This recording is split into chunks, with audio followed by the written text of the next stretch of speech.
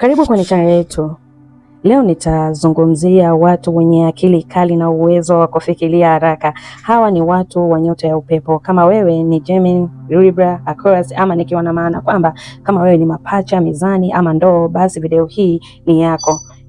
Na kama sio, ujue kwa nini hawa watu huwa tofauti sana.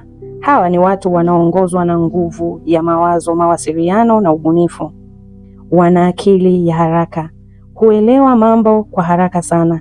Ni wazuri katika kujifunza na kuchambua. Wanapenda mawasiliano, wanapenda kuongea, kujadili na kushirikiana, kuwa marafiki wazuri sana.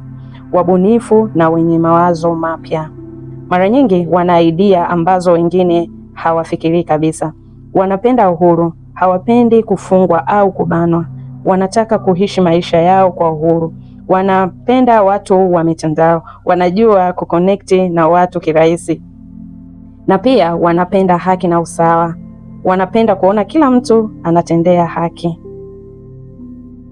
Madhaifu yao mara nyingi hubadilika kirahisi, hukosa maamuzi ya haraka, wakati mwingine huwa juu, hawazami sana kwenye hisia, hufikiria sana kuliko kufanya.